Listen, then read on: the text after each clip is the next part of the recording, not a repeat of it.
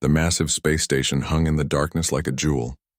It orbited a star that belonged to no one, a perfect place for the Galactic Council to meet. Inside the main chamber, beings from dozens of worlds gathered. Some looked like insects with hard shells. Others were made of crystal that glowed with inner light. There were creatures that floated in special tanks and beings that looked like walking trees. Commander Dae-ho Kim stood at the speaker's platform. He wore his formal Earth Alliance uniform, pressed and perfect.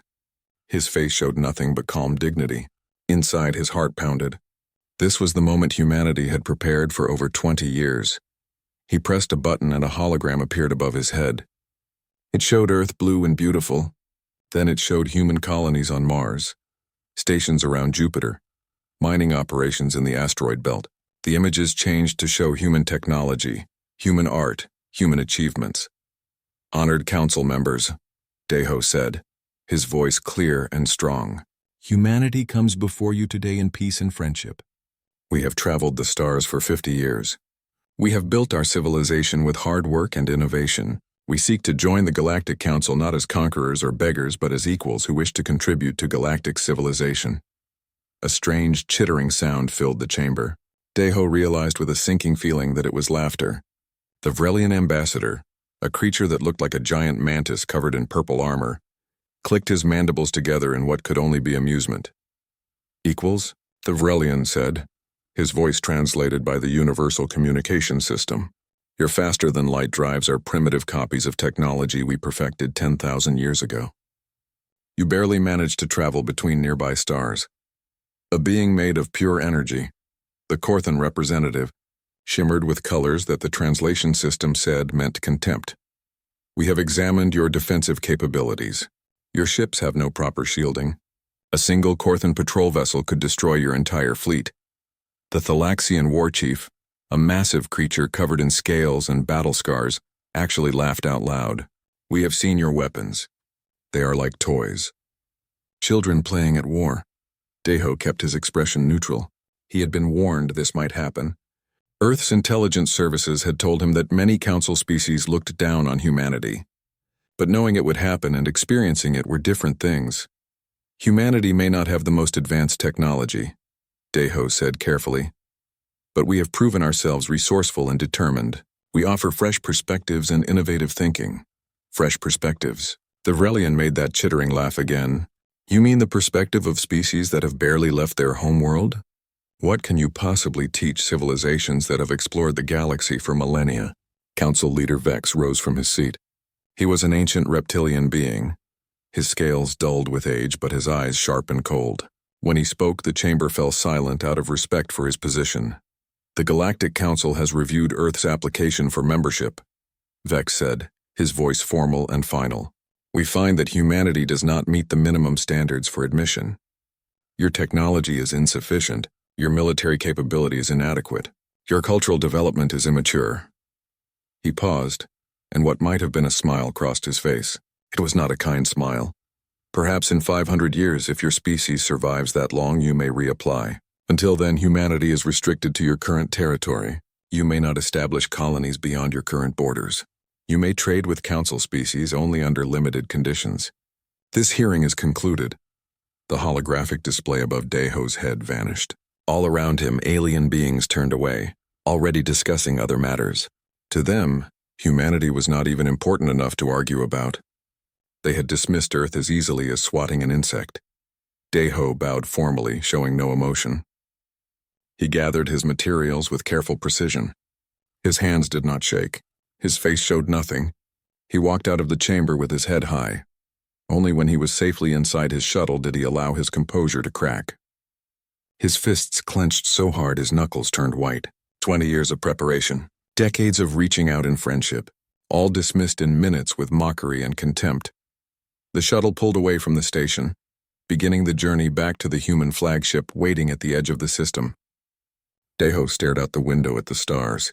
Somewhere out there, Earth continued its slow circle around the sun. Billions of humans waited to hear whether they would be welcomed into the galactic community. What would he tell them? How would he explain that the advanced aliens they had dreamed of meeting saw them as primitives? That the stars they had worked so hard to reach were closed to them, far away on a ship hidden among the asteroids, Admiral Bora Park watched the entire hearing on a secure channel. She sat in her command chair, fingers pressed together, eyes fixed on the screen. Around her, the bridge crew worked in silence, monitoring the council station and the surrounding space. When the hearing ended, Bora allowed herself a small, cold smile. She had predicted this outcome. The council was arrogant, complacent, and certain of their superiority. They looked at humanity and saw weakness because they expected to see weakness. They never considered that humanity might be hiding something. Bora touched a control on her chair. A communication channel opened, encrypted and impossible to intercept. "This is Admiral Park to all Shadow Fleet vessels," she said quietly. "The Council has rejected our application. They believe us to be primitive and weak. They have shown us contempt." She paused, thinking about the years of work that had gone into this moment. The sacrifices. The secrets. The technology that humanity had developed while the galaxy laughed at them. "Activate Protocol Shadow," she said. "It is time to show the Galactic Council what happens when you underestimate humanity. It is time to show them what we have really been building while they looked away. Begin operations immediately." All across human space, in hidden shipyards and secret research stations, people began to move. Ships that appeared on no official records powered up their systems. Weapons that officially did not exist were loaded and prepared. Humanity had spent 50 years being dismissed and mocked. That was about to change. In his shuttle, Deho received a message on his personal communicator. It was from Admiral Park. Only 3 words, but they made him sit up straight. "Trust the plan." Deho looked back at the council station, growing smaller in the distance. He thought about the alien beings inside laughing at humanity. Certain that humans were no threat, confident in their superiority, they had no idea what was coming. The game had just begun, and humanity had been playing a much longer game than anyone realized. The council thought they had seen all of Earth's cards. They were wrong, very wrong. The shuttle accelerated toward the edge of the system, toward the flagship, toward home. Behind it, the council station continued its peaceful orbit, its inhabitants completely unaware that they had just made the worst mistake in their long history. They had laughed at humanity. Soon, they would learn why that was a very bad idea. 3 weeks passed after the council rejected humanity. In that time, the galaxy continued as it always had. Trade ships moved between systems. Colonies received supplies. The Galactic Council met to discuss minor disputes and economic policies. Then the reports started coming in. A Corthan cargo convoy vanished between 2 systems. 20 ships carrying valuable minerals simply disappeared. No distress calls, no debris, no survivors. The Corthans investigated but found nothing. 1 week later, another convoy vanished. Then another. Then 3 in a single day. Within a month, 17 convoys had disappeared without a trace. Billions of credits worth of cargo gone. Hundreds of crew members missing. The Galactic Council called an emergency meeting. The main chamber filled with worried representatives. For the first time in years, the council members were not relaxed and confident. Something was very wrong. "We know who is responsible," announced the Vrelian intelligence chief. He projected an image above the chamber. It showed a scarred alien face with cold eyes. "This is Drexus. He was once a Vrelian military commander. Now he leads the Black Sun Collective, the largest pirate organization in this sector." The image changed to show a massive fleet of ships, hundreds of vessels, all different types, all stolen or modified. They gathered around a huge asteroid that had been hollowed out and turned into a fortress. "Drexus has over 300 ships under his command," the intelligence chief continued. "He uses the Void Rift Nebula as his base. The nebula interferes with sensors and makes navigation extremely difficult. Our fleets cannot pursue him there." Council leader Vex looked tired. "What do you recommend?" "We must send a military force to destroy the pirate base," said the Thalaxian war chief, slamming one massive fist on his desk. "Show them the price of defying the council." But the Corthan representative disagreed. "Drexus is Vrelian. This is a Vrelian problem. They should pay compensation to those who lost ships." "Compensation?" The Vrelian ambassador rose angrily. "We will not pay for the crimes of an exile." The argument grew louder. Species blamed each other. Old grudges surfaced. While the council argued, more ships disappeared. Then disaster struck. A Thalaxian government convoy carrying medical supplies vanished. The supplies were meant for a colony suffering from a terrible plague. Without the medicine, thousands would die. The colony sent desperate pleas for help. The council argued for 3 more days. They could not agree on who should pay for a military operation. They could not agree on who would command such an operation. They could not agree on anything. While they argued, people died. Captain Hyunwoo Choi received the emergency transmission in his quarters. He was commander of the Earth Alliance ship called Nightingale. The ship was officially listed as a medical frigate, helping colonies with health problems.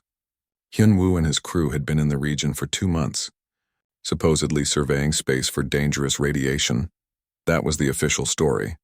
The truth was very different. Hyunwoo read the encrypted message from Admiral Park, then called his senior officers to the briefing room. They gathered quickly, 48 people who had trained together for 3 years. They all knew this day would come eventually. The time has come, Hyunwoo said simply. The Galactic Council has proven they cannot protect their own people. While they argue about politics, innocent beings die. We have been given authorization to act. He activated the holographic display. It showed the Nightingale, but not as a medical ship. The hologram revealed hidden weapons, advanced engines, and technology that should not exist. This ship is not what it appears to be, Hyunwoo continued. We are the prototype for a new type of warship, a stealth vessel that cannot be detected by any known sensor. We have been operating in Council space for 2 months, tracking the pirates, learning their patterns, preparing for this moment. Engineer Jiwon Lee stepped forward. She was young but brilliant, responsible for the ship's most important systems. Our stealth technology uses quantum displacement fields combined with electromagnetic baffles and graviton dampeners. When we activate these systems, we become invisible, not hidden. Not hard to detect, actually invisible. She showed diagrams of how the technology worked. Energy emissions are redirected into subspace. Our hull absorbs radar and sensor beams instead of reflecting them. We even mask our gravitational signature. As far as the universe is concerned, we simply do not exist. Weapons Officer Tae Yang Song stood next. He was older, a veteran of Earth's early conflicts in space. We carry railguns that fire solid projectiles at a fraction of light speed. We have missile systems with advanced guidance. We have energy weapons, all modified to work while we remain cloaked. We can fire, then disappear before the enemy knows where the shots came from. Medical Officer Yuna Han spoke last. She looked worried. Captain, we should remember that many pirates are not evil. Some are desperate. Some were forced into this life. If possible, we should try to take prisoners. We should try to save lives, not just take them. Hyunwoo nodded. Agreed. Our mission has 2 parts. First, stop the Black Sun Collective from killing innocent people. Second, rescue any survivors we can find. We will use force only when necessary. He looked at each crew member in turn. The Galactic Council laughed at humanity. They said we were primitive. They said our technology was inadequate. Now we will show them what human innovation really means. We will do what their advanced civilizations cannot do. We will stop these pirates. The crew responded with quiet determination. No cheering. No excitement. They understood how serious this was. They were about to reveal humanity's greatest secret.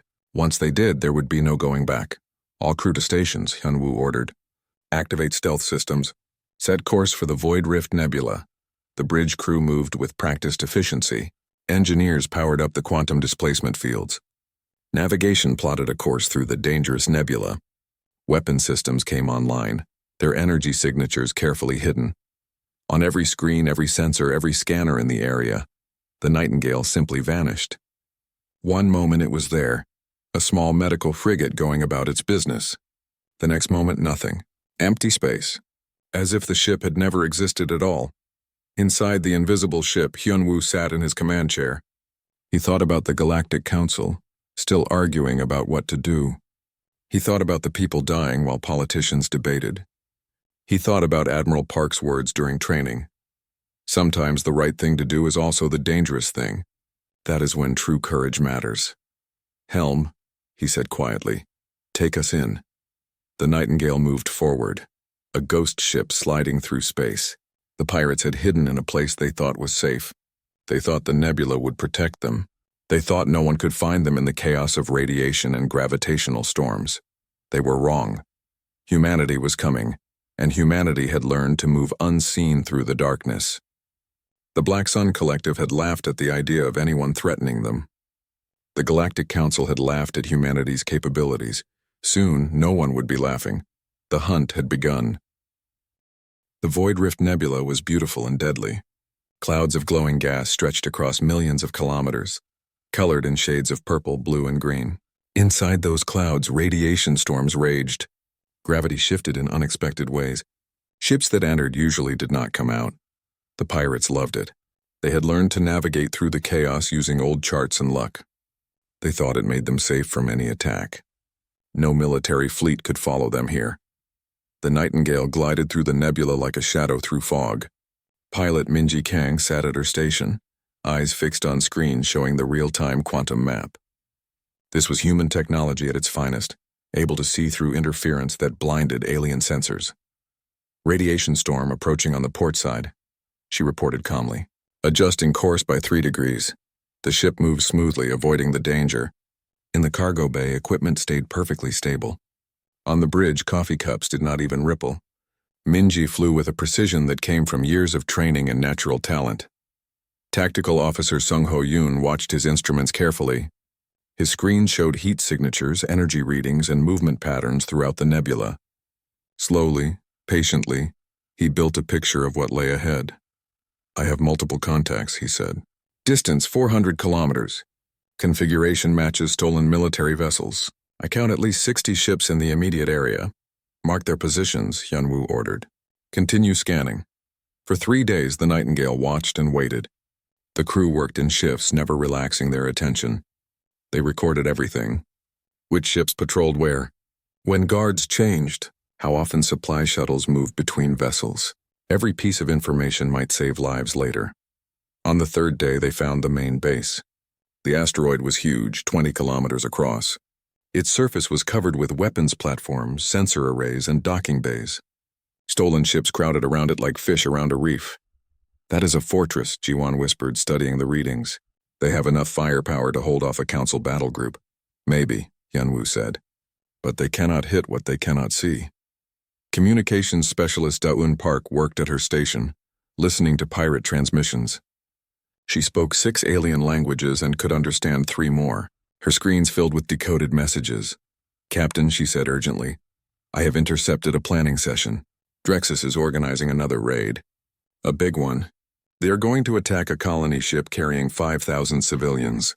The attack is scheduled for 72 hours from now. The bridge fell silent. Everyone understood what that meant.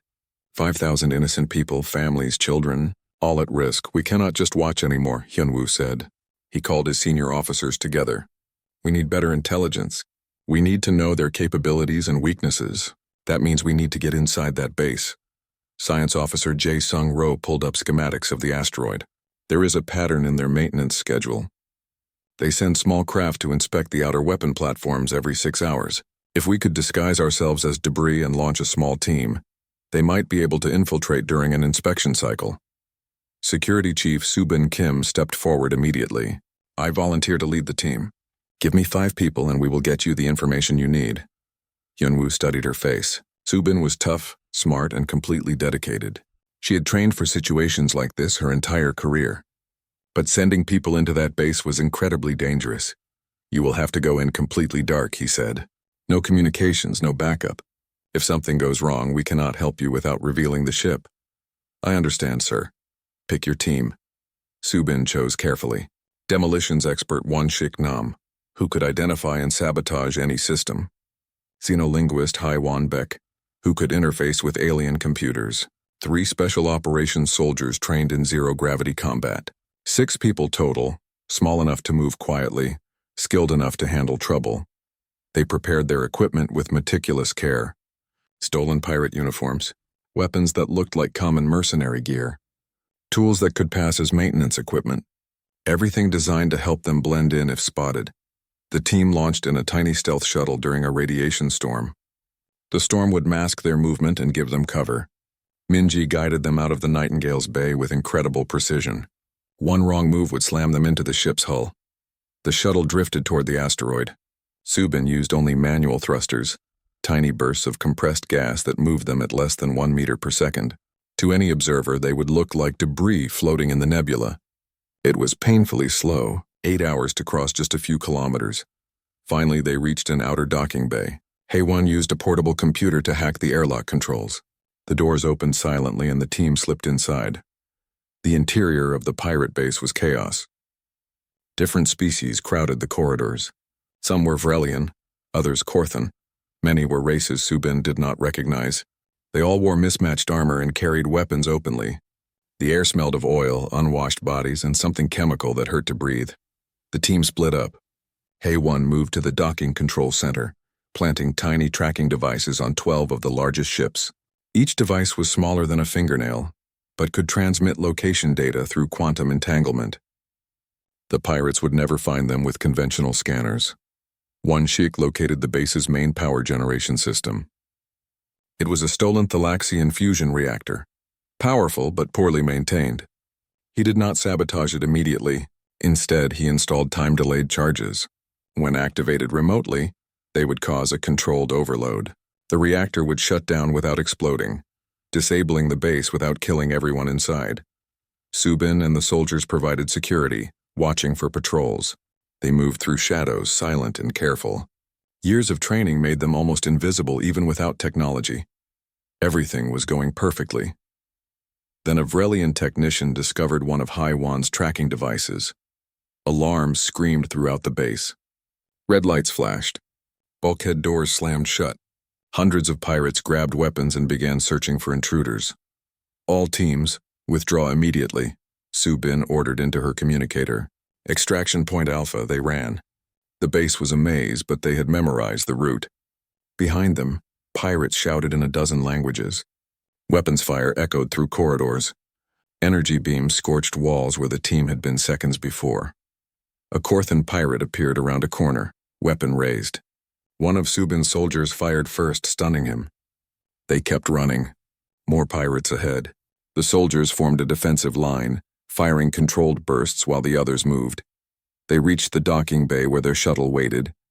One Sheik sealed the door behind them and welded it shut with a plasma cutter. It would not hold long but might buy seconds. The shuttle's systems were ready, but then Subin saw the damage. A stray shot had hit the propulsion unit. Fuel leaked into space, glowing green in the dock lights. "We are not going anywhere," the pilot said grimly. Pirates pounded on the sealed door. It began to glow red as they cut through from the other side. Subin looked at her team, 5 faces looking back at her, scared but determined. They all knew what this meant. She opened a communication channel to the Nightingale. Shadow 1 to Nightingale. "We are compromised. Propulsion is damaged. Pirates are breaking through. Recommend you abort mission and preserve the ship. Do not—" An explosion cut off her transmission. The door blew inward. Pirates poured through the opening, weapons firing. Subin and her team took cover behind cargo containers, returning fire. They were trapped with no way out and no hope of rescue. On the Nightingale, Hyunwoo heard the transmission cut off. He stared at the blank screen, knowing what was happening. His people were dying, and he could do nothing to help them. Except he could. He could decloak. He could go in with full weapons. He could save them. But doing so would reveal humanity's greatest secret, would expose the stealth technology, would end the mission before it truly began. Everything Admiral Park had planned would be ruined. 6 lives. Or the fate of humanity's place in the galaxy. Hyunwoo looked around his bridge. He saw his crew watching him, waiting for his decision. They knew what he was thinking. They knew the stakes. Jiwon spoke quietly. "Sir, we did not join the fleet to leave people behind." Taeyang nodded. "We can decloak, get them, and recloak. Fast in, fast out." Minji was already plotting an approach vector. "I can put us in that docking bay in 30 seconds. Hyunwoo realized his crew had already made the choice. They were human. They protected their own. Politics could wait. "All hands," he said clearly. "Battle stations. Drop the cloak. We are going in." The Nightingale materialized inside the docking bay like a ghost becoming solid. One moment the pirates saw empty space. The next moment a warship hovered before them, weapons armed and shields glowing bright. The pirates froze. Their minds could not understand what they were seeing. Ships did not just appear from nowhere. It was impossible. Their sensors had shown nothing. Now this vessel hung in the air, perfectly positioned as if it had always been there. Hyunwoo's voice boomed through every speaker in the base, translated into 23 languages. Attention Black Sun Collective. You have attacked ships under Galactic Council protection. Surrender immediately or be destroyed. You have 30 seconds to comply. In his command center deep inside the asteroid, Drexus stared at his screens in disbelief. Then he began to laugh. A human ship? Threatening him? Humans were weak, primitive, barely capable of spaceflight. The Galactic Council had rejected them just weeks ago as technologically inferior. This had to be a trick. Some kind of hologram or sensor ghost. All weapons, Drexus ordered, fire at will. Destroy that ship. Hundreds of weapons platforms turned toward the Nightingale. Energy cannons charged. Missile racks opened. Kinetic weapons locked on. The docking bay filled with deadly fire, all converging on the human vessel. Taeyang's fingers flew across his controls. Point defense lasers activated, tracking incoming missiles with computer precision. Each laser pulse lasted microseconds but was perfectly aimed. Missiles exploded before reaching the ship, filling the bay with debris. Energy beams hit the Nightingale's shields. The shields held, absorbing and redirecting the energy. The ship did not even rock from the impacts. Kinetic rounds came next, solid metal traveling at thousands of meters per second. The shield's harmonic frequencies shifted, creating gravitic distortions that deflected the rounds. They ricocheted off into the asteroid walls, causing more damage to the base than to the ship. 45 seconds of concentrated fire. 45 seconds of the pirates throwing everything they had at the Nightingale. The human ship had not taken a single hit. Weapons free, Hyunwoo said calmly. Disable those platforms, the Nightingale's railgun spoke. No flashy energy beams, no fancy missiles. Just solid metal slugs accelerated to tremendous speed by magnetic fields. Simple, effective, devastating. Weapon platforms exploded, each shot perfectly placed to destroy weapons while minimizing casualties. The platforms contained automated systems, no crew. Taeyang made sure of that before firing. Human doctrine was clear: avoid killing when possible. In 90 seconds, every weapon in the docking bay was destroyed. Subin used the chaos to get her team aboard the Nightingale. They scrambled up the boarding ramp while the ship's weapons provided cover. All personnel aboard, Subin reported. Minji, get us out of here, Hyunwoo ordered. The pilot grinned. This was what she had trained for. The Nightingale rotated 90 degrees inside the cramped docking bay, thrusters firing with perfect precision. Cargo containers shifted from the wash of engine exhaust, but the ship itself moved smoothly. Minji accelerated through the asteroid's interior tunnel system. It was a maze of passages barely wide enough for the ship. She flew at speeds that should have been suicidal, trusting her reflexes and the quantum navigation system. Pirate fighters launched in pursuit, but they were too slow. The Nightingale burst from the asteroid into open space before they could catch up. Drexus watched his prey escape and rage filled him. This human ship had destroyed his base defenses, rescued the intruders, and made him look like a fool. He would not allow it. All ships, he commanded. Attack formation. Destroy that vessel. I want the wreckage brought to me. I want the crew alive so I can make examples of them. 300 pirate ships responded. They were a chaotic mix of stolen military vessels, converted freighters, and custom-built warships. But 300 ships against one should be an easy victory. The pirates spread out in a loose formation, surrounding the Nightingale. They fired from all directions at once, intending to overwhelm the human ship through sheer volume of fire.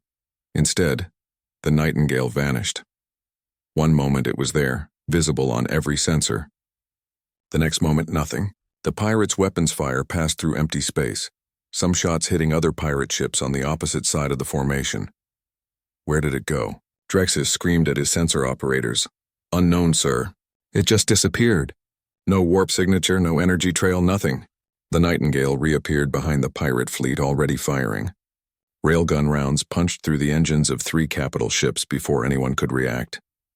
The ships went dead in space, disabled but intact, crew alive but helpless. Then the Nightingale vanished again. It reappeared on the fleet's left flank.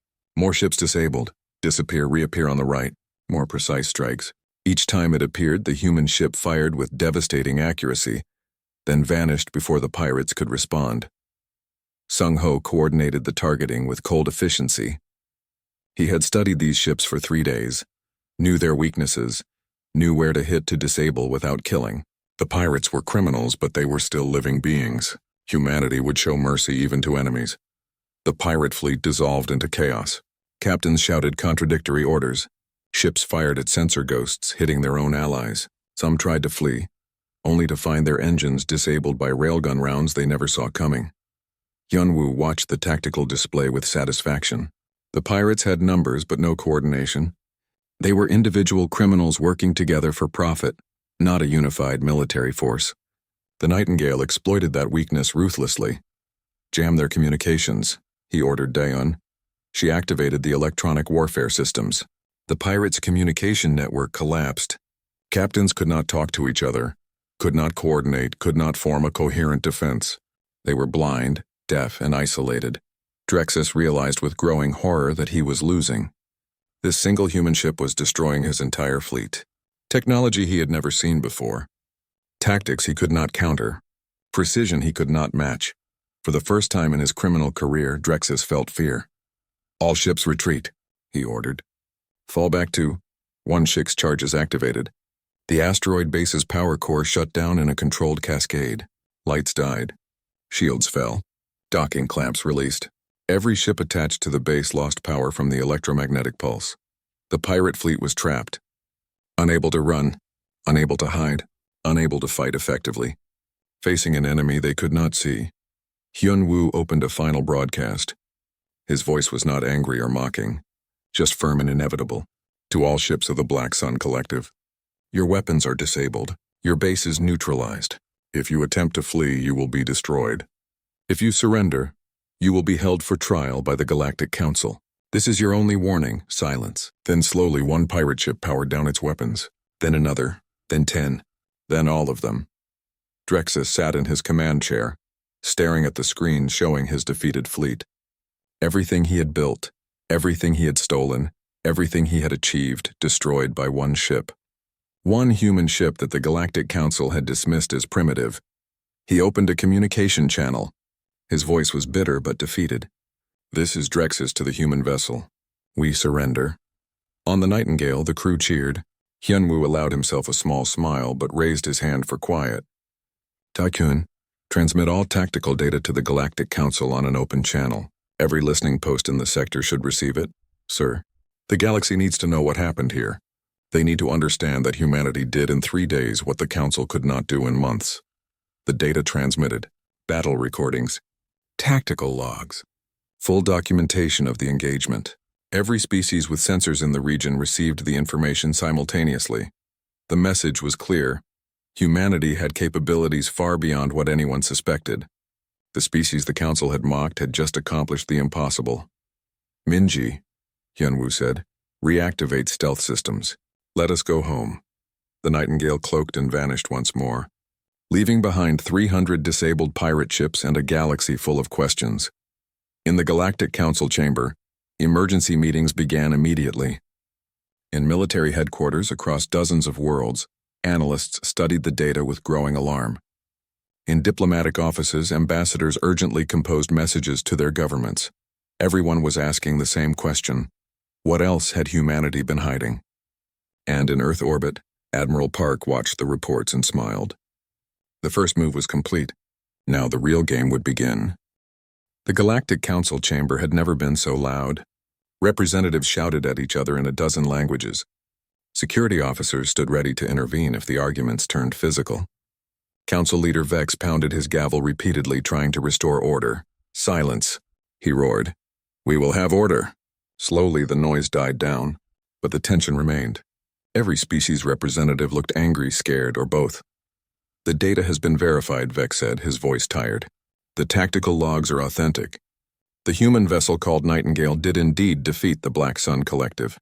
300 pirate ships disabled or captured. The base neutralized. No human casualties." The Vrelian ambassador's mandibles quivered with rage. "This is a disaster. A human ship defeated a fleet commanded by a Vrelian officer. The embarrassment is..." "Embarrassment?" The Corthan representative's energy form flashed angry red. "You are worried about embarrassment? I am worried about the technology that allowed this. A ship that can become completely invisible? That can appear and disappear at will? What does this mean for our security?" Defense Minister Krell stood up. The massive Thalaxian warrior looked troubled, which scared everyone. Krell was afraid of nothing. If he was worried, the situation was serious. My military analysts have studied the battle footage, Krell said slowly. The human vessel displayed capabilities we did not know existed. Perfect sensor stealth, weapons that can fire while cloaked, tactical coordination that matches our best forces. This is not primitive technology. This is advanced beyond our current standards. The chamber fell silent. Everyone understood what that meant. When the Council rejected humanity's membership application, they had believed humans were technologically inferior. Now they knew that was wrong, very wrong. The Hyphon collective mind spoke through its crystalline representative. The implications are disturbing. If humans can make ships invisible, what prevents them from observing all our territories undetected? Every military base, every trade route, every strategic asset might have been surveyed. Our security depends on transparency among member species. Humans can violate that at will. Ambassador Deho stood in the petitioner's area listening. His face showed nothing, but he felt satisfaction inside. The Council was panicking, finally understanding that humanity was not weak. Vex looked at him. Ambassador Deho, the Council requests information about this vessel. How many such ships does humanity possess? What other capabilities have you concealed? Deho took his time answering. He walked to the center of the chamber where everyone could see him clearly. Humanity developed stealth technology as a defensive measure, he said calmly. We are a young species in a galaxy full of civilizations thousands of years older than us. When we first ventured into space, we encountered hostility. Thalaxian ships fired on our explorers. Corthan merchants charged us triple normal prices while denying us trade agreements. Vrelian patrols threatened our colonies. He looked around the chamber. You treated us as inferior. You mocked our technology. You rejected our friendship. What would you have done in our place? We chose to protect ourselves while developing capabilities you would respect. The Vrelian ambassador jumped to his feet. You deliberately deceived us. You presented yourselves as weak while building weapons in secret. This is grounds for sanctions for what? Deho interrupted. His voice was still calm, but now it had an edge. Humanity has broken no galactic laws. We developed defensive technology within our own territory. We did not attack anyone. We did not invade. We waited patiently while you laughed at us. He pointed to the main display showing the disabled pirate fleet. When the Galactic Council proved unable to stop pirates from killing innocent people, we acted. Not for glory, not for conquest, but because it was right. We saved lives you could not save. The chamber erupted in arguments again. Some species demanded sanctions against humanity. Others called for military assessments of Earth's defenses. The Hyphons urged immediate diplomatic negotiations. The Council fractured into competing factions. While they argued, Admiral Park worked in her command center aboard the human flagship. She had predicted this chaos. The Council had grown complacent over centuries of stability. Humanity's revelation shattered their comfortable assumptions. She called her senior staff together. Vice Admiral Kyung-Soo Han brought intelligence reports. Strategic Operations Director Yoon-ji Shin carried military assessments. Intelligence Coordinator Dong-hyun Oh had diplomatic analyses. The Council is fracturing as expected, Kyung-Soo said. Each species is calculating how our stealth technology affects their strategic position. The Vrelians want to appear strong, so they demand sanctions. The Thalaxians respect strength, so they are considering alliance. The Hyphons fear us but also recognize opportunity. Yoon-ji displayed star maps. We have 17 additional stealth vessels positioned throughout Council space. The Nightingale's revelation was theater, designed to shock the Council. Now we proceed to the next phase, which is, Park asked, though she already knew. Demonstration of intent, Dong-hyun answered. We show them we have been watching but not acting hostile. We offer partnership from a position of strength. Park nodded. Execute the plan. Across Council space, something unprecedented happened. Intelligence packages arrived simultaneously at every major government. The data was comprehensive and shocking. Humanity had tracked 3 other pirate organizations for months. The intelligence packages contained complete information. Base locations, leadership structures, ship registries, stolen cargo inventories. Everything needed to dismantle the criminal networks. There was more. Documentation of illegal weapons trafficking rings that several Council species had failed to detect. Evidence of corrupt officials. Proof of unauthorized military buildups in supposedly demilitarized zones, and most concerning, detailed analysis of a brewing border conflict between 2 Council members that threatened to explode into war. Human intelligence had identified the flashpoints, the aggressive commanders, the political factions pushing for conflict. The message was clear. Humanity had been watching everything. They knew secrets that governments wanted hidden. They had observed activities that were supposed to be secret, but they were sharing the information, offering help, demonstrating that their surveillance was not hostile. In the Thalaxian Defense Ministry, Krell read the intelligence package with growing respect. The humans had identified a weakness in his border defenses that his own officers had missed. They had found it weeks ago but said nothing until now. They could have exploited it. Instead, they were warning him. That was honorable. The Hyphon collective mind reached consensus quickly. Humanity's intelligence capabilities were both terrifying and valuable. The data about the border conflict alone might prevent a war that would cost millions of lives. The humans were offering a partnership, their eyes and ears throughout the galaxy in exchange for acceptance. It was a good offer, perhaps the only rational choice. In the council chamber, Vex received reports from his intelligence services. They all said the same thing. Humanity had been surveilling council space for months, possibly years. They had the capability to spy on anyone, anywhere, but they had used that capability responsibly.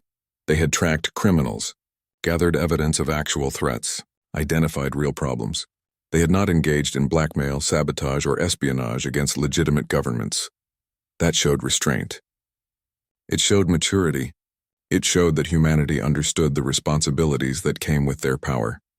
Ambassador Deho received a private communication from Admiral Park. The message was simple. They are ready.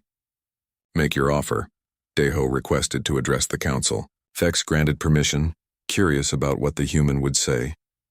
Honored council members, Deho began. Humanity requests another membership hearing. This time we offer complete transparency. We will disclose our full capabilities. We will share our technology through appropriate exchange programs. We will coordinate our security operations with council oversight. He paused for effect. But understand this, we are not begging for membership.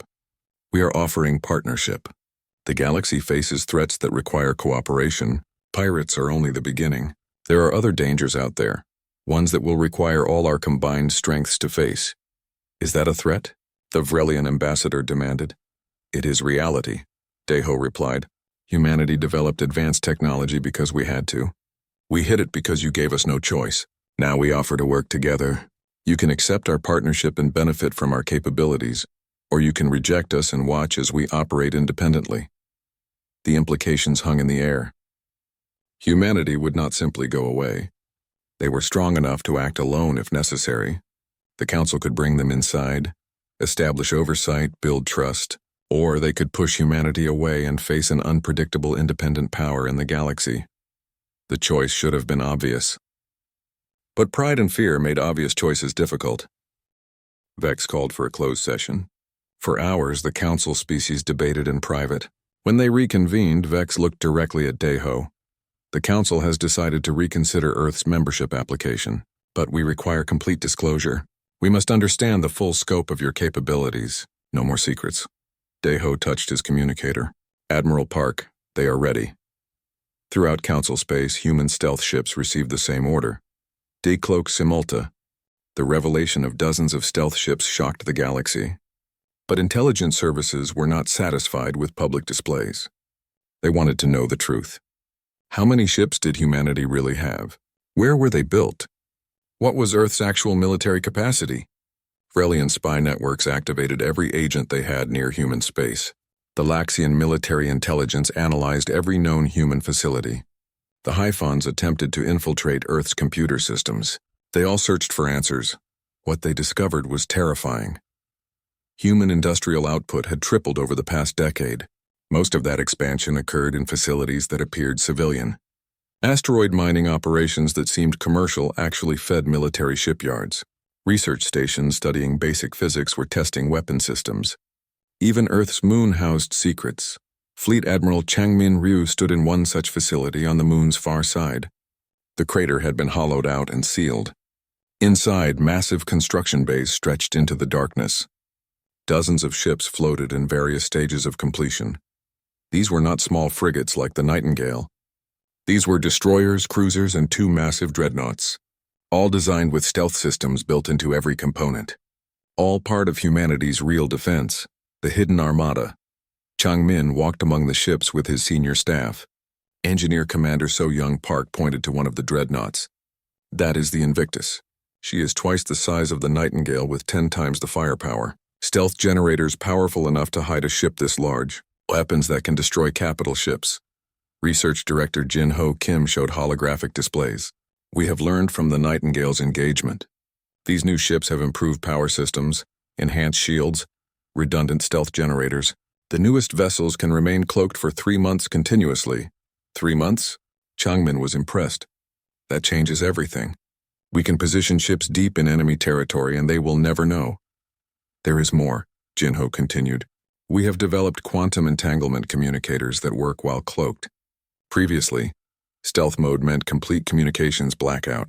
Now our ships can coordinate while remaining invisible. Changmin understood the implications immediately. The Nightingale fought alone, a single hunter. These new ships could fight as coordinated packs.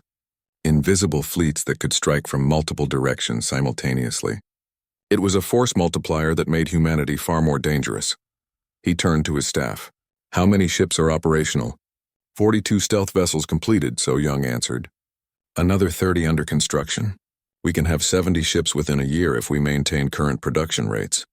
And if we increase production, we could double that number in 5 years. But it would strain our resources and might be noticed. Changmin nodded. He thought about the diplomatic situation. Earth was negotiating with the Galactic Council, offering partnership, but humanity needed insurance. The Hidden Armada was that insurance. He briefed his staff on Doctrine 7, Earth's contingency plan for total war. If the Council decides to attack Earth, we cannot win a conventional fight. They have thousands of ships and superior technology in many areas, but we do not need to win. We only need to make victory too costly. He displayed strategic maps. Our stealth ships will strike key infrastructure, power generation facilities, communication relays, shipyards, command centers. We hit them fast, hit them hard, then disappear. Make them paranoid. Make them waste resources hunting ghosts. What about civilian casualties? So Young asked quietly. We target only military and industrial sites. Minimal casualties. We are not murderers, but we will do what is necessary to protect Earth. It was a grim strategy, a desperate strategy. Changmin hoped it would never be needed. On Earth, President Hua Young-chung addressed the Global Assembly. The world's civilian leadership gathered in the Great Hall, representing every nation and territory. The president's face appeared on screens across the planet. My fellow humans, she began, I must inform you of something that has been kept secret for security reasons. For 10 years, our military has been building a hidden fleet, ships designed to protect Earth if the Galactic Council becomes hostile. The assembly erupted in questions and protests. The president raised her hand for silence. I understand your concerns. You elected leaders who promised transparency, but military secrets serve a purpose. If the galaxy had known our capabilities, they might have attacked before we were ready. The secrecy kept us safe. She explained the situation, the Council's initial rejection, the development of stealth technology, the careful planning over decades, the decision to reveal their capabilities only when strong enough to defend themselves. Now we face a choice, President Chung said. We can join the Galactic Council as partners, sharing our technology and building trust. Or we can remain independent, relying on our military strength to protect us. I recommend partnership, but I also recommend maintaining our defenses. The Global Assembly debated for hours. Some representatives were angry about the secrecy. Others understood the necessity. Eventually, they voted. The result was overwhelming support for diplomatic integration while maintaining military readiness. Humanity would extend friendship but keep weapons ready. Trust but verify. Hope for peace, prepare for war. Back at the Galactic Council, Intelligence Director Nexus presented his findings. The crystalline Corthan looked tired as he displayed his data. Humanity possesses at least 40 stealth warships, he reported. Possibly more. Their industrial base could double that within 5 years. They have hidden facilities throughout their solar system, and in nearby star systems we thought were uninhabited. He showed images of the lunar facility, captured by long-range sensors. This base alone could produce 20 ships per year. They likely have others we have not found. Defense Minister Krell studied the data grimly. Assessment of human military capability? Individually, their ships are superior to ours in stealth and electronic warfare. Our ships have better shields and heavier weapons. In a direct battle, we would win, but they would not fight directly. Nexus displayed tactical simulations. Human doctrine emphasizes asymmetric warfare. Hit-and-run attacks, targeting infrastructure rather than fleets. They identified every critical system in Council space. Power stations, communication hubs, shipyards, supply depots. They know where to hurt us most. Could we defeat them? Krell asked. Yes, eventually. But the cost would be enormous. Years of warfare. Thousands of ships lost. Trillions in damage to infrastructure. And even then, we could not occupy Earth without destroying it. They would fight to the last human. The HFY collective mind reached consensus. War with humanity is unwinnable in any meaningful sense. We could destroy Earth, but we would cripple ourselves in the process. The only rational choice is peace. Council Leader Vex called for a closed session. For 6 hours, representatives debated privately. Faction lines formed and shifted. The Varelians wanted to appear strong but feared actual conflict. The Thalaxians respected humanity's warrior spirit. The HFYs calculated costs and benefits. When the session ended, Vex personally contacted Ambassador Deho. The Council is prepared to reconsider your membership application. But we require transparency, complete disclosure of your military capabilities. No more hidden fleets. Deho consulted with Admiral Park and President Chung via quantum communicator. They discussed the risks and benefits. Full disclosure meant vulnerability, but it also meant genuine partnership. They reached a decision together. Admiral Park, Deho said. Show them the hidden armada. All of it. Park transmitted orders to Fleet Admiral Changmin. Execute Revelation Protocol. Show them everything. Throughout human space, stealth ships received the command. In the lunar facility, in asteroid bases, and deep space construction yards, crews prepared. One by one, every human stealth vessel activated its transponder. They did not decloak. They remained invisible. But they announced their presence. Council sensor networks received the signals. Intelligence analysts stared at their screens in disbelief. The ships were everywhere, near every major Council world, along every important trade route, positioned at strategic choke points, 42 active vessels, 30 more under construction. A hidden armada that had been watching, waiting, completely undetected. Near the Thalaxian homeworld, 3 stealth destroyers made themselves known. They had been there for weeks, invisible and silent. They could have struck at any time. Instead, they waited. At Corthan Industrial Centers, 4 stealth cruisers revealed their presence. They had observed manufacturing capabilities, mapped defenses, identified vulnerabilities. But they had not acted hostile. Even near the Galactic Council station itself, 2 stealth ships had maintained constant watch. Recording meetings, monitoring communications, ensuring no surprise attack would catch humanity off guard. The message was unmistakable. Humanity had the capability to devastate Council civilization. Ships positioned to strike at the heart of every major species. But they chose not to. They chose to reveal themselves as a gesture of good faith. We could have hurt you, the revelation said. We chose not to. Trust us as we are choosing to trust you. Ascendatives stared at tactical displays showing human ship positions. Every government saw vessels near their most important assets. The psychological. The Hall of Concordance had not been used in 300 years. It was larger than the normal council chamber, designed for decisions that affected all galactic civilization. The amphitheater could hold representatives from every known species. Today, it was full. Admiral Park led the human delegation down the central aisle. Ambassador Deho walked beside her. President Chung appeared as a hologram, her image projected from Earth. Fleet Admiral Changmin wore his formal uniform, every medal and ribbon perfectly placed. They walked to the center of the hall where everyone could see them. It was deliberate theater, humanity showing they would not hide when facing judgment. Supreme Arbiter Thon presided from the high bench. He was a member of a neutral species, respected throughout the galaxy for fairness. His voice was calm but serious as he read the charges. Humanity stands accused of unauthorized military buildup, covert surveillance of Council territories, development of destabilizing technology, violation of first contact protocols. These are grave charges. If found guilty, the penalties range from trade, sanctions to military containment. The prosecution was led by Vrelian advocate, General Crix. He was known for his skill at courtroom arguments, and his hatred of anything that challenged Vrelian pride. The humans deceived us, Crix began, his mandibles clicking with anger. They came to the council appearing weak and primitive. They begged for membership, all while hiding advanced weapons, all while spying on our worlds. This deception shows they cannot be trusted. He displayed tactical analyses showing how human stealth ships could devastate council infrastructure. One human ship defeated 300 pirate vessels. Imagine what 40 ships could do. What 70 ships could do. They could cripple our entire civilization before we even knew we were under attack. Crix called witnesses. A Corthan merchant captain testified about learning that invisible ships had watched his convoy for months. I thought my ship was private. My cargo was secure. But humans were watching everything. Recording everything.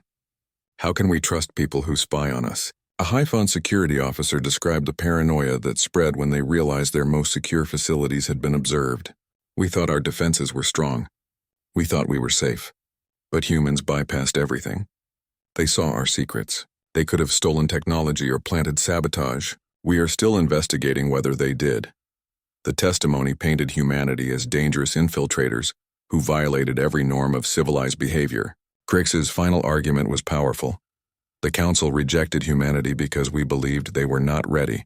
They proved us right, but not in the way we expected. They were not too primitive for membership. They were too dangerous. They are a threat to galactic stability. When the prosecution finished, Admiral Park approached the speaker's podium. She did not look apologetic or defensive. She looked like a warrior about to fight. Advocate Crix presents humanity as villains, she said clearly, but he ignores why we made the choices we did. He ignores your treatment of us. She activated a holographic display. It showed human ships from 30 years ago, crude by current standards. The ships approached a Thalaxian patrol with open communication channels, broadcasting peaceful intentions in every known language. The Thalaxian ships opened fire without warning. The human vessels barely escaped. That was our first contact with council species, Park said. We came in peace. You shot at us. Should we have assumed the next meeting would be different? She showed more examples. Corthan merchants charging humans triple standard prices while refusing fair trade agreements. Vrelian patrols threatening human colonies for entering space that was not even claimed territory. Council species dismissing human requests for mutual defense treaties. You treated us as inferior from the beginning.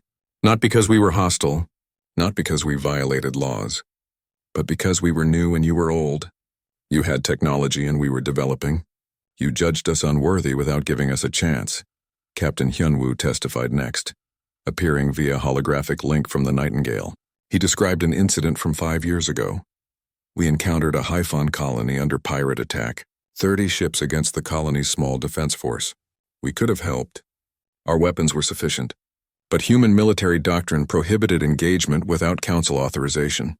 His voice grew quiet. I requested permission to intervene. The council denied it. They said humans lacked capability to help. We were ordered to observe only. I watched 300 civilians die because the council thought we were too primitive to save them. The hall fell silent. Many representatives looked uncomfortable. That day, Hyunwoo continued, my crew and I understood the truth. The council would not protect us, would not trust us, would not accept us until we proved ourselves too strong to ignore. Every stealth ship, every hidden base, every covert mission exists because you made it clear that weakness equals irrelevance in your galaxy. Defense Counsel Min Seo Lee, a human legal expert, presented the formal defense. Under galactic law, species have the right to develop defensive technology without external approval. Humanity broke no laws. We built weapons in our own territory. We did not attack council members. We protected ourselves. She called character witnesses. Captain Jun Ho Nam, who commanded a human medical ship that had delivered aid to 17 struggling colonies. Engineer Yu Jin Song, who shared water reclamation technology with drought-stricken worlds. Xenobiologist Seung Ri Han, who helped develop vaccines for alien diseases. Humanity has been a better galactic citizen without membership than many species with council seats, Min Seo argued. We shared knowledge. We helped others. We asked nothing in return, and you still rejected us. The turning point came when Fleet Admiral Chang Min presented classified intelligence. He looked reluctant to share it, but Admiral Park had authorized full disclosure. "The Council worries about human military capability," Chang Min said, "but you ignore the real threat. Our long-range sensors detected something 18 months ago, something coming from beyond the galaxy." He displayed astronomical data showing an anomaly in deep space, a massive object, or rather millions of objects moving together. We call it the HFY swarm, a hive intelligence that consumes everything in its path: organic matter, refined metals, energy sources. They have destroyed 7 civilizations already. They will reach Council space in approximately 3 years. The hall erupted in shocked voices. Chang Min waited for quiet. "We reported this to Council Military Command 3 times. Each report was dismissed as human alarmism or attempts to manipulate Council politics. You did not believe us because you do not respect us." He showed projections of the swarm's path. It would hit Council space like a wave, overwhelming defenses through sheer numbers. "Humanity offers you our stealth technology and tactical expertise to prepare a defense. We could have kept this information secret. We could have prepared to defend only Earth while Council worlds burn. But we told you. Because despite your treatment of us, we believe in cooperation. We believe civilization is worth protecting." The chamber fell completely silent.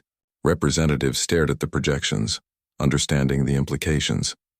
An existential threat was coming, and they had ignored humanity's warnings. Supreme Arbiter Thon called for a recess. For 12 hours, species representatives debated in closed sessions. When they reconvened, Thon's expression was grave. "The tribunal has reached a verdict. Humanity is found in technical violation of surveillance protocols. However, the tribunal acknowledges that Council treatment of Earth contributed to human strategic choices. The charges of hostile intent are dismissed." He paused. "The Council formally apologizes for past treatment of humanity. We offer immediate provisional membership with full voting rights." Relief swept through the human delegation, but Thon raised his hand. "Membership comes with conditions. Humanity must share stealth technology with Council defense forces. Human ships must operate under joint command for security operations. Earth must allow Council inspectors to verify no illegal weapons programs exist." Admiral Park stood. "We accept those conditions with one addition. Council species must open their research programs to human scientists, grant Earth full trading rights at standard rates, recognize human territorial claims in 12 contested systems." Thon consulted with his advisors briefly. "Agreed." The formal ceremony began. Council Leader Vex personally approached Ambassador Deho. The old reptilian looked uncomfortable, but he spoke clearly. "Ambassador Deho, on behalf of the Galactic Council, I apologize for the mockery and contempt shown to humanity during your first application. We judged you unfairly. We dismissed you wrongly. We recognize now that your species possesses qualities we value: innovation, determination, and the courage to stand alone when necessary." Deho accepted gracefully. "Adversity made us stronger. Perhaps things happened as they needed to. We are ready to be partners now as equals." As the ceremony concluded, Defense Minister Krell approached Admiral Park privately. The massive Thalaxian warrior offered a gesture of respect in his culture, a slight bow of the head. "Your species has proven itself worthy," Krell said quietly. "Thalaxians respect strength above all. You are strong. When the HFY swarm arrives, I will be honored to fight beside human ships." Park returned the bow. "The honor will be ours, Minister. Together we will show this swarm what happens when civilized." 6 months passed after the tribunal. The galaxy changed in ways no one expected. Human engineers worked alongside alien scientists at research facilities across Council space. The first hybrid stealth ships entered production, combining human cloaking systems with Hyphon shield generators and Thalaxian weapons. Ambassador Deho coordinated an alliance network spanning 78 species, but one threat overshadowed everything else. The HFY swarm. Long-range probes sent into deep space returned with terrifying data. The swarm consisted of millions of biomechanical ships. Each vessel was the size of a small moon, covered in armor that seemed part metal and part living tissue. They moved together like a single organism, consuming everything in their path. Admiral Park commanded the Unified Defense Initiative from the Aegis, a massive space station positioned at the galaxy's edge. Her command center was always busy. Staff officers from a dozen species worked at monitoring stations. Humans dominated key positions because of their experience with tactical coordination. Director of Strategic Operations, Junyoung Park managed the deployment of 200 council vessels into defensive positions. Reconnaissance Commander Ah-Young Lee coordinated 40 stealth scouts monitoring the swarm's approach. They worked 18-hour days preparing for a battle that would decide civilization's fate. Captain Hyunwoo and the Nightingale led the deepest scout mission in history. 3 other stealth ships accompanied him, Phantom, Whisper, and Silent Dawn. Together, they slipped into the swarm's outer periphery to gather intelligence. What they found was worse than anyone feared. The swarm stretched across light years of space. Millions of ships moving in precise formations. They showed no interest in communication. Scout teams tried every frequency, every language, every form of contact. The swarm never responded. It simply advanced, consuming planets, asteroids, even stars for raw materials. But Hyunwoo discovered something crucial. The HFY possessed basic sensors that could detect electromagnetic emissions, nothing as sophisticated as Council technology, but enough to detect normal ships at long range. Human stealth ships remained completely invisible to them. Hyunwoo transmitted his findings via quantum link. The swarm can detect conventional vessels but not stealth ships. This gives us an advantage. We can get close, observe their patterns, find weaknesses. Admiral Park studied the data with growing concern. If they can detect conventional ships at long range, any defensive fleet meeting them in open space will be overwhelmed by numbers before they can engage effectively. She called her command staff together. They needed a new strategy. The answer came from an unexpected source. Xenobiologist Seung-Ri Han had been studying swarm behavior patterns for months. He noticed something interesting in the data. The HFY are not a true unified intelligence. They are a collective consciousness with predictable behaviors. They move along gravitational gradients, seeking the highest concentration of matter and energy. His eyes lit up with an idea. We could use quantum beacons to emit false gravitational signatures. Lure the swarm away from inhabited systems toward a location of our choosing. A kill zone, Admiral Park said, understanding immediately. Somewhere we can concentrate our forces and use the environment against them. Fleet Admiral Chang Min identified the perfect location, the Helion Strait. 3 massive stars orbited a common center of gravity, creating intense gravitational turbulence. The swarm would be forced into a compressed formation there, reducing their maneuverability. Chang Min presented the battle plan to the Council military leaders. Stealth ships deploy quantum beacons to redirect the swarm into the Helion Strait. Conventional forces position at strategic points around the strait. When the swarm is committed, we concentrate all firepower on their hive nodes while human ships target their communication relays. It was desperate and dangerous. Success depended on perfect coordination between species that had never fought together. But it was their only chance. President Chung addressed the Galactic Council one final time before the battle. Her hologram appeared in the chamber, her expression serious but determined. We stand at a moment that will define our civilization, not as separate species competing for resources and pride, but as one people defending our shared home. Humanity asks you to trust us. Trust that our stealth ships will hold position when you cannot see them. Trust that we will fight for all of us, not just Earth. We have earned that trust through our actions. Now we prove it with our lives. The Council voted unanimously to implement the plan. Every species committed their best ships and crews. Thalaxian dreadnoughts, Frelian carrier groups, Corthan battleships, Hyphon energy platforms, and human stealth squadrons trained together in simulations. Cultural liaisons like Seojun Kwan worked to bridge communication gaps. Military translator Yoon-ha Shin ensured tactical commands were universally understood. Every detail mattered. One misunderstood order could doom them all. 3 months later, the HFY swarm reached the galaxy's outer rim. Sensor networks lit up with contact markers that stretched beyond counting. The swarm was larger than predicted. 50 million vessels, an ocean of biomechanical horror that filled space like a plague. The assembled defense fleet numbered 23,000 ships. The odds were overwhelming. Admiral Park stood in the Aegis Command Center watching the tactical displays. Around her, officers from dozens of species worked at their stations. She felt the weight of billions of lives depending on the decisions made in this room. Activate Operation Redirect, she ordered. All stealth ships begin deployment. 50 human stealth vessels, including the Nightingale, moved into position. They carried quantum beacons carefully calibrated to emit precise gravitational frequencies. The beacons were designed to attract the swarm's attention, promising rich concentrations of matter. Captain Hyunwoo narrated the operation for Fleet Command. His voice remained steady despite the danger. The Nightingale glided through the swarm at point-blank range. Biomechanical ships surrounded them on all sides, each one large enough to swallow his frigate whole. One miscalculation would mean instant death. One power fluctuation would reveal their presence. One moment of bad luck would end everything, but the stealth systems held. The Nightingale remained invisible, a ghost moving through an army that could not see it. Hyunwoo placed his beacon with mathematical precision. Around him, other stealth ships did the same.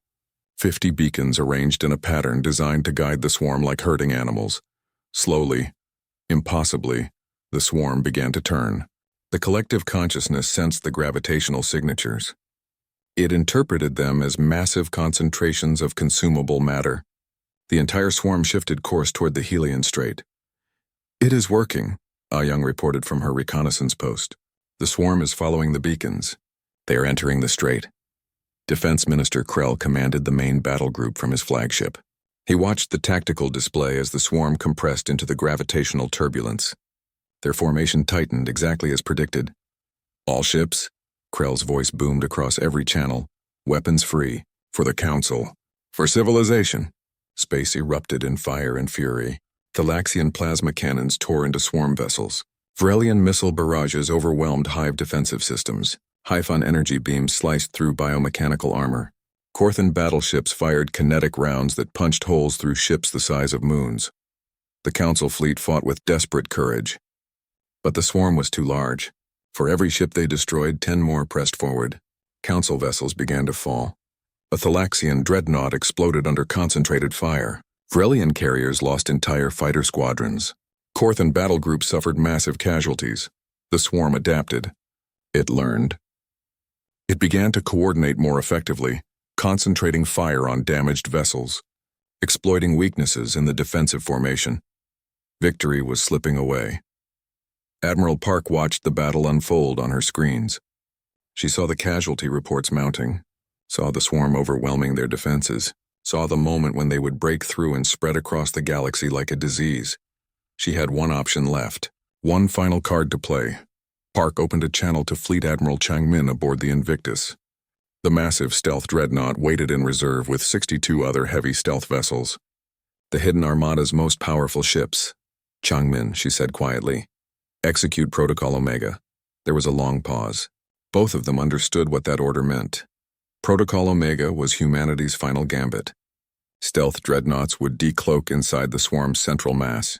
They would overload their fusion cores simultaneously, creating a cascade reaction that might destroy the Hive consciousness coordinating the swarm.